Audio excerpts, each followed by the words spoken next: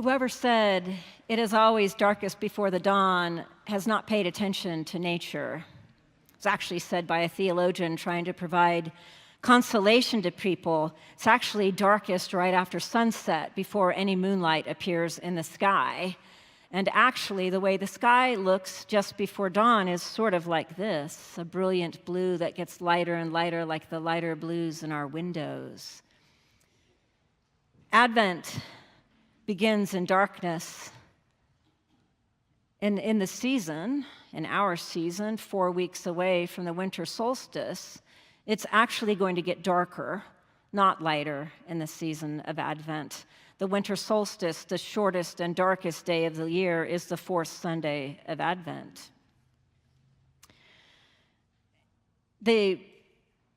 One of the things that I find interesting, and you might notice it in the Advent wreath with the candles and in the song that just talked about the baby arriving, is that Advent is actually not the season of waiting for the birth of Christ, because that already happened. Advent is the season of waiting for the second coming of Christ, which he just spoke to you about in the Gospel of Luke. And we talk about it in this darkest of seasons. The days are already short. It was practically dark at 4 p.m. last night. The trees are barren. The fields are fallow. It's just brown stubble now. All the green is gone. Everything is stripped away. And the readings of this season are stark as well. So we hear from prophets and Paul and the psalmist and Jesus speaking to people who are in trouble, who are scared. The people of Jerusalem have been taken from their temple. Many people have been killed and their temples destroyed, and they are now on the shores of the river in Babylon crying and saying, "But we will not forget you, Jerusalem." The psalmist speaks about God needing to deliver him from his enemies. And Paul says, "I hope you will keep your faith so that when he comes, you will be ready." And then Jesus is even a bit starker. But notice what Jesus says. He says it's going to be cataclysmic. To some people, it will be terrifying. But when this moment comes, whatever this moment is, and we don't really know, but when it comes, he says, "Stand up and raise your head, for your redemption is near." Notice he doesn't say cower in fear like the rest of them. He says, "Stand up, raise your head." When Catherine Jefferts Schori, the former presiding bishop of the Episcopal Church, celebrates the Eucharist, she doesn't bow during holy, holy, holy. She goes like this, holy, holy, holy, because she's waiting for the second coming. But then Jesus goes on to say, be alert. He basically says, watch how you behave during this season. Don't get lost in drunkenness or dissipation or the worries of this life, but instead live in hope. Live as one who is expecting Jesus to come in the door any day. Live that way. Live righteously as we can. So first, let's talk about waiting.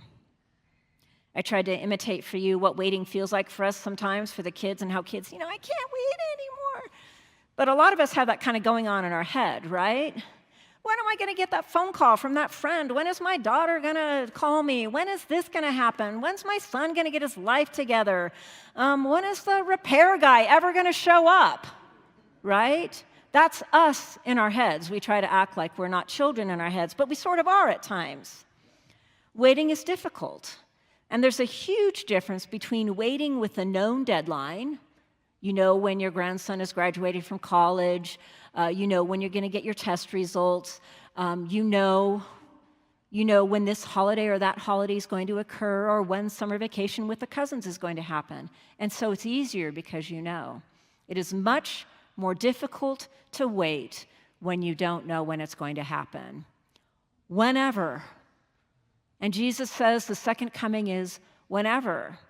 Now, when he described it to the disciples in another gospel, they said, "When will this be, and how will we know?" And he says, that's not for you to know.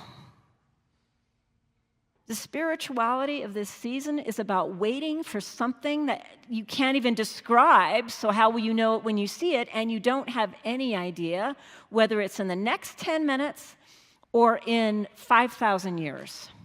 No idea. And that kind of waiting is a particular kind of spirituality. It engenders a certain kind of hope. Now, interestingly, you have people, prophets, Paul, Jesus, and so on, people who have been imprisoned, people who have been castigated, people who have been taken, exiled out of their lands, who talk about hoping in the midst of this difficult waiting. But one of the best descriptions of this hope is in the book written by Jürgen Moltmann, who's a German theologian who died recently. And he wrote a book called The Theology of Hope. It was actually news to the world that there was a theology of hope. We'd sort of forgotten about it in the 3rd century, and he resurrected it in the 20th century. He was a prisoner of war, a German who was drafted into the German army in World War II, didn't really want to be in the army. He was an atheist. And early in the war, he was in a British prisoner of war camp for a long time. It's very hard to be a prisoner of war. You're cold, you're hungry. And I know we think that some countries are meaner in their prisons of war, but in fact, no prisoner of war has an easy time of it. And the thing you don't know when you're a prisoner of war is if you're ever going to get out. Maybe they'll kill the prisoners. Maybe this war will never end. Maybe I'll die of pneumonia before the war ends. He found Jesus in the prison camp. I don't know whether somebody evangelized him or not. I got to look that up. But all I know is he found Jesus, and what he found was hope. And he writes about Christian hope in a particular way. He says it's not the opium of the beyond. In other words, it's not hoping for something that's going to be eventually like in heaven. He talks about its present work, and I'm trying to find the quote for you. It's on here somewhere. It's not the opium of the beyond, but rather divine power that makes us alive in this world. It's the hope makes you feel more alive in this world right now as you are waiting for the deliverance of some kind. That is Christian hope. And that's exactly what Jesus is saying. He's saying, something's going to happen. You don't know when. You don't know exactly what it's going to be like, what it's like. Stand up, raise your heads. But he says, pay attention. Be alert. It could be any moment. And you want to make sure that you can stand blameless before the Son of Man. Interesting words coming from Jesus, don't you think? I recognize that I preached, a couple Sundays ago about not being afraid of God. And I would still say, Jesus is saying, don't be afraid of God. But he's also saying, act like you're a follower of God. Act like you are waiting for me to arrive at any moment on the clouds of glory. Now, that sort of sounds like be good if you want your Christmas presents, right? It sounds like a quid pro quo. And I know that it's not that for Jesus because he never was a quid pro quo kind of teacher. It's something else. It's a kind of spiritual reaction that we have to knowing that he's coming. How do you react when the Lord of hosts is going to come in the door? Don't you spruce up a bit? Wouldn't you?